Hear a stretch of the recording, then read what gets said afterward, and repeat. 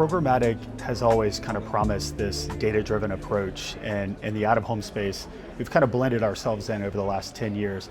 But the precision side has what's drastically changed. And what I mean by that, and to kind of answer the question, is the data has become something that's imperative, but more importantly for us, showing up and being present. And what I mean by present is consumers have the opportunity and the ability to see. And I think that's the difference with digital out-of-home, specifically at Lamar, is we start to become much more different than a scroll, a stream, et cetera. You start to be becoming a part of the community, whether that's during a sporting event, whether that's just during a consumer's journey throughout the day.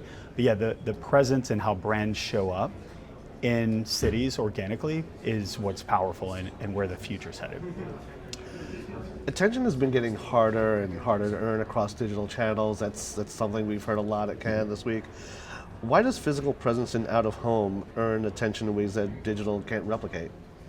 Yeah, so there's this notion of digital fatigue. You know, we live in a scroll, we live in a streaming platforms that exist out there. But the one thing that's kind of really started to emerge more and more is the power of out-of-home and the power of being in that environment and being a physical presence. You know, the big thing I always talk about is the anti-algorithm. So if you and I are sitting here having the conversation, if we were to open our mobile device, the ads that we're served would look significantly different. So it's difficult for brands to emerge and kind of become a part of a consumer's journey.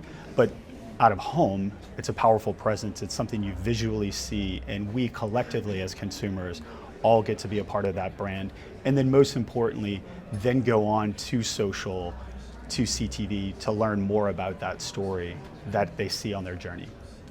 Ian, as programmatic out-of-home matures, how do you help brands understand when out-of-home belongs in their media mix versus when it's complementary to a digital campaign? Yeah, and I think there's two different ways to go about it, right? There's the powerful side of data for programmatic and the omni-channel approach, and how brands have this way to methodically move throughout the journey from the device to what they're streaming on Hulu or Netflix or YouTube, and then what they see on their journey, again complemented programmatically in the out-of-home space. And then there's this disruption where out-of-home standalone becomes even more impactful. So just briefly, sports and culture, what's happening with FIFA World Cup, what just happened with the New York Knicks, is that ability to be precise, and it made sense. The moment the Knicks won, go live all throughout New York and go live. Same thing with FIFA World Cup. As different teams play, those brands should morph and change what that creative message is based on the countries, the way that the country views a brand. And I think that that's the differentiators. There's different moments where programmatic and data is important, and then the power of just being a standalone, powerful brand in the environment. Ian, this may seem like an apples to oranges comparison, but I'm going to throw it at you anyway. Looking at CTV and out-of-home, both are expanding their programmatic capabilities lately. How do they compete for the same attention and budget, and where they actually complement each other? Yeah, and I'll go to the curiosity side as humans, right? There's something powerful about just really great creative on a billboard or on a transit ad or as you're on the subway, but that alone doesn't tell the full story. And I think when brands, it's kind of the holy grail, is when brands have out-of-home plus CTV, and there's ways to utilize data to retarget them on CTV when being exposed to out-of-home. But that's where this true story happens. So you'll have a defender and you'll have this beautiful creative of a defender climbing a mountain, and it just says defender on it.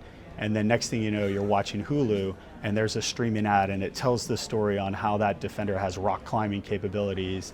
And it just kind of completes that as a consumer. And then the third is then that consumer will then go on a search or an LLM like a chat or others to learn even deeper about it. But I think those two together are powerful for the curiosity of a human. And there are a lot of misconceptions when it comes to out-of-home, particularly among digital professionals. So just going to try to limit this one. Yep. What's the biggest misconception brands have about programmatic out-of-home? What do they think they're buying versus what they're actually getting? Yeah, and it's very similar to the online universe, right? There's a lot of space out there, but there are certain websites that are more important to others based on the KPIs, based on the brand that they're looking to target.